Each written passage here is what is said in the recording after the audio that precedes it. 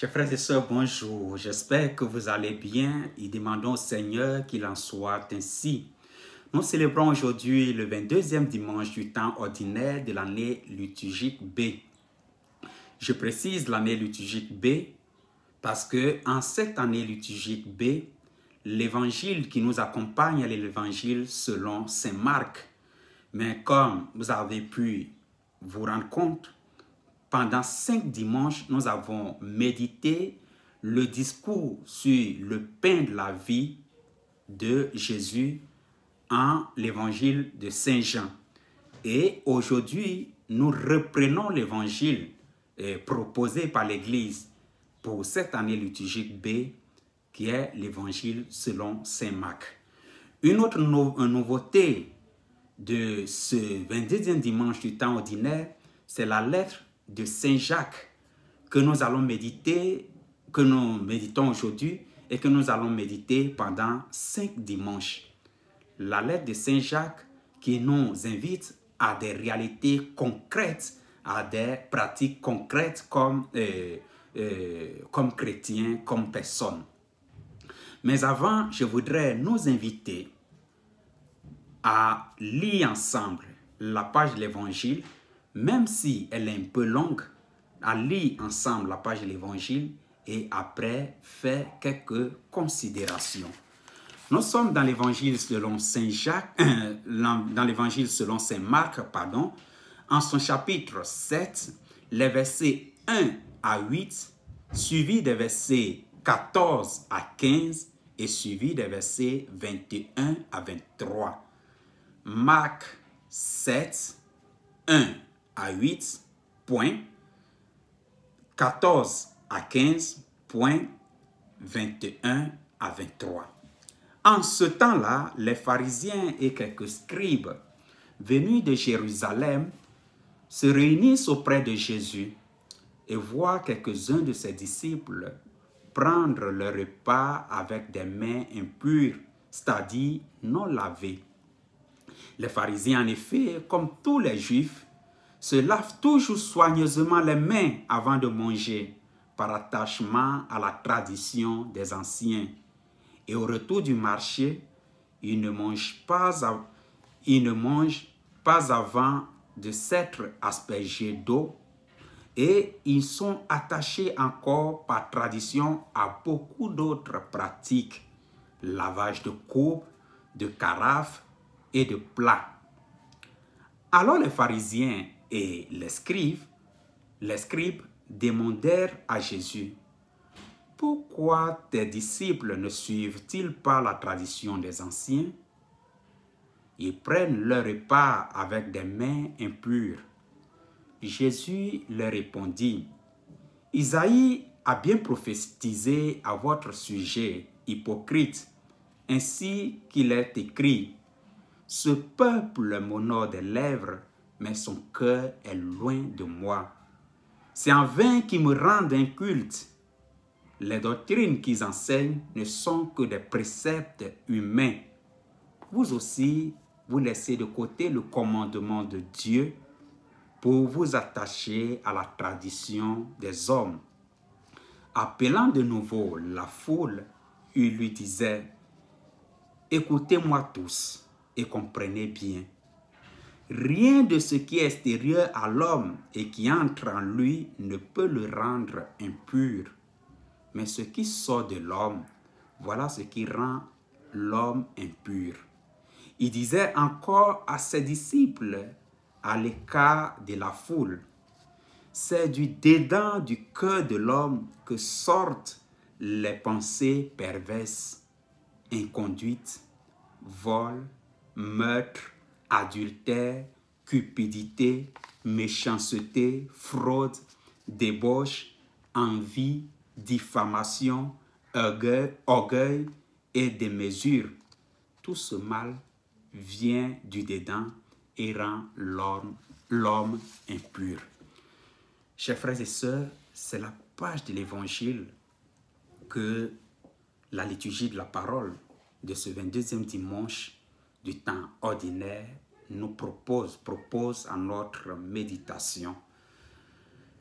Je voudrais faire quelques considérations à la lumière de cette page de l'Évangile. La première partie, comme nous avons vu, il s'est installé, disons comme ça, un certain débat entre Jésus et les Juifs. Les Juifs qui accusaient les disciples de Jésus et donc accusaient indirectement Jésus de manger sans se laver les mains, le manger avec les mains impures. Il faut retenir que Jésus n'a rien contre la pratique des ablutions, de se laver les mains. Au contraire, c'est une règle d'hygiène et c'est de petits détails qui sont aussi très bien pour le bien-être de l'être humain. Jésus n'a rien contre ces pratiques. Jésus n'a aussi rien contre la loi. Il nous dira en des passages qu'il n'est pas venu abolir la loi, sinon pour l'accomplir. Et il nous invitait à nous aussi d'accomplir la loi. Donc Jésus n'est pas contre la loi. Mais l'interpellation que Jésus nous fait est celle de ne pas vivre la loi pour la loi, de ne pas nous laisser emporter dans un légalisme ou dans un formalisme qui fait que nous voulons accomplir la loi pour l'accomplir seulement à la lettre sans entrer nécessairement dans l'esprit de cette même loi. C'est très important l'interpellation et la référence au prophète Isaïe que fait Jésus. Bien à prophétiser Isaïe en votre endroit, Jésus va dire hypocrite. Et il va continuer, ce peuple m'honore des lèvres quand le cœur est loin de moi. C'est très important et c'est une très bonne interpellation. Ce peuple m'honore des lèvres, mais le cœur est loin de moi. Comme je le disais, pas la loi pour la loi, pas le formalisme pour le formalisme, il ne faudrait pas vivre dans un certain superficialisme et dire, bon, moi, les dimanches, chaque dimanche, à peine j'écoute la cloche, je cours et je suis à l'église. Très bien. On me demande quelque chose de l'église, je suis là, c'est très bien. Je prie jusqu'à 10 fois par jour, excellent. Tout cela est très bien. Mais cela, c'est une apparence ou c'est quelque chose qui vient de dedans? Je pratique tout cela parce que je crois qu'en pratiquant cela, je suis en train concrètement d'adorer mon Dieu, de le suivre comme il me le demande. Et c'est aussi un chemin pour moi de me réaliser comme personne et d'entreprendre le chemin de la félicité éternelle, ou bien je le fais pour apparaître, pour que les gens disent « Ah, comme c'est bien, il est toujours là, il fait tout. » C'est ça la question. Un autre passage, Jésus va nous dire « Non pas ceux qui disent « Seigneur, Seigneur » qui entreront dans le royaume des cieux, mais ceux qui mettent en pratique la parole du Seigneur. » Donc, c'est seulement Seigneur, Seigneur, ou c'est en plus de Seigneur, Seigneur, vivre ma vie conformément à cette parole que le Seigneur me donne. C'est l'interpellation la question que je dois me poser. Nous voyons que ici, la question, elle est plus profonde que quelque chose seulement de superficiel. Et nous pouvons aussi comprendre que nous sommes invités aujourd'hui par cette lecture à faire un sérieux examen de conscience comme chrétien, comme personne. Est-ce que je suis comme les pharisiens dans l'interprétation méticuleuse des lois, des normes? Il faut suivre ça à la lettre, c'est comme ça, c'est comme ça. Quand derrière, je vis ça d'une autre mode, d'une autre manière. Je veux exiger aux autres de le vivre comme cela. Les Juifs qui accusaient les disciples de Jésus. Non, ils ne se lavent pas les mains, ils sont impurs. Mais après, non, pour nous, c'est une apparence. Et ce que nous faisons n'a rien à voir concrètement avec ce que le Seigneur nous demande. Est-ce que je suis capable de perdre quelquefois, disons, le calme, ou à faire perdre le calme aux autres quand je vois que leur manière de faire ne correspond pas nécessairement à ma vision des choses? Ah non, celui-là, il vient, il s'habille comme cela à l'église, il est comme ça. Mais concentre-toi sur le message qu'on te transmet là-bas. Écoute la parole de Dieu. Et essaie de demander au Seigneur que cette parole-là t'entre dans le cœur, dans la vie, pour qu'elle transforme ta vie. Pas si l'autre est venu avec un pantalon déchiré, si l'autre est venu avec une chemise blanche ou une chemise sale, si l'autre est grand, si l'autre est petit, si l'autre a une coiffure. Non. Quelquefois, nous nous perdons dans cela et nous laissons l'essentiel.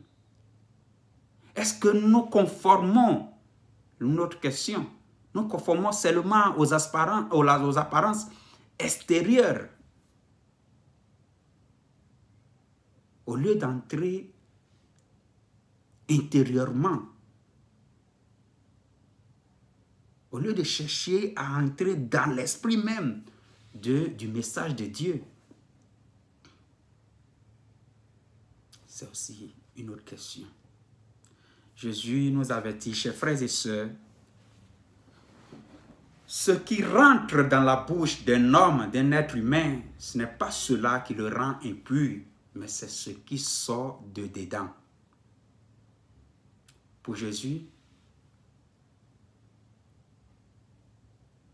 ce qui compte, c'est ce qui sort de dedans, de notre cœur. Ce n'est pas seulement l'observation extérieure des normes. Parce que si j'observe une loi pour que les autres me voient comme un observateur des lois en leur présence et qu'après je fais une autre chose, alors je ne suis pas observateur de cette loi-là. Si je suis le premier à l'église, mais qu'au lieu d'entrer, avant d'entrer dans l'église, j'ai l'habit de chrétien que je porte, je rentre à l'église, je finis la messe, je finis le culte, on sort, et puis je mets l'habit de ce monde-là, et je suis une autre personne, alors il y a problème. Si moi, dans l'église, au lieu d'essayer d'apprendre, d'écouter, de méditer et laisser la parole de Dieu me transformer, mais je passe mon temps à contrôler tous les faits et gestes de qui fait quoi, qui ne fait pas quoi, je suis distrait par cela. Peut-être que j'étais présent là-bas avec mon corps à l'église, mais mon cœur n'était pas là-bas, j'étais à autre chose. J'étais à autre chose. Du cœur, nous dit Jésus, c'est de là que viennent toutes les autres choses, les mauvaises pensées. Si je suis bon intérieurement, je serai bon aussi extérieurement. Quelquefois, pour se justifier, on dit, bon, non, moi je suis très bon, je suis une bonne personne, mais bon, comme je vis dans une société où je vis avec des gens qui ne comprennent pas, qui ne sont pas reconnaissants, alors je change en mauvaise personne. Ce n'est pas vrai. Chacun donne ce qu'il a. Si je n'ai pas quelque chose que je la donne, je suis un voleur. Alors si je suis bon, je suis une bonne personne dedans, c'est vrai que quelques actuations, quelques manières de faire de mes frères, de sœurs, de la société en général, peut me décourager. Mais l'être bonne personne est toujours en moi. Et ça, on ne peut pas me l'enlever si vraiment c'est ce que je suis. Alors je ne peux pas m'excuser disant non, je suis très bon maintenant, je ne le suis plus parce que bon, les autres ne sont pas reconnaissants. Mais le bien, on le fait pour soi-même d'abord. On ne fait pas le bien pour que les autres nous applaudissent. Et le vrai bien, comme Sainte Thérèse nous le dira, ça fait mal, ça brûle. Don Lorione nous dira aussi, fais du bien tous, du bien toujours, jamais du mal à personne. Cela ne veut pas dire que tous seront reconnaissants, non. Il y a certains qui ne seront pas reconnaissants. Si je mens, je ne vais pas dire non, comme les autres sont là, alors je mens. Non, je suis un menteur. Si j'envie, ce qui veut dire que j'ai déjà travaillé ça dedans, dans le cœur. Et j'extériorise ça. Non, je ne peux pas dire je suis menteur parce que les autres m'ont fait menteur. Non, je suis menteur. Si je ne pratique pas la justice, je ne vais pas dire que non, c'est les autres qui m'influencent à ne pas pratiquer la justice. Si je ne suis pas honnête, je ne peux pas accuser. Je suis ce que je donne de voir aux autres. Arrêtons de s'excuser, arrêtons d'excuser, de se justifier et continuer sur ce chemin de la médiocrité, accusant les autres. Accusant les autres. La compréhension des autres, le fait de s'abstenir de l'injustice, le fait de s'abstenir de faire du mal aux autres, tout cela, c'est des choses qui viennent de dedans, nous dit Jésus. Alors qu'on ne dise pas, bon, comme il m'a donné cela à boire, alors c'est ça qui a fait que je... Non, ce n'est pas comme ça. Ça vient de dedans. Chers frères et sœurs, c'est cela l'invitation. Une invitation directe, beaucoup de provocations, mais qui nous invite à une réflexion concrète de notre vie comme chrétiens. Et nous terminons avec ce que Saint Jacques nous dit dans la deuxième lecture. Nous sommes dans la lettre de Saint Jacques, en son chapitre 1, les versets 17 à 18, puis les versets 21 à 22, et puis le verset 27. Que nous qui écoutons la parole, et c'est ce que Saint Jacques dit, laissez-moi nous le dire, accueillez dans la douceur la parole semée en vous. C'est elle qui peut sauver vos âmes. Mettez la parole en pratique. Ne vous contentez pas de l'écouter. Ce serait vous faire illusion. Devant Dieu, notre Père, un comportement religieux pur et sans souillure, c'est de visiter les orphelins et les veuves dans leur détresse et de se garder sans tâche au milieu du monde. Nous ne pouvons pas tromper Dieu. Ne faisons pas semblant de tromper Dieu. Nous trompons nous-mêmes. Je ne dis pas qu'il ne faut pas écouter la parole. Il faut l'écouter. C'est le premier pas. Je ne dis pas de ne pas prier. Il faut prier.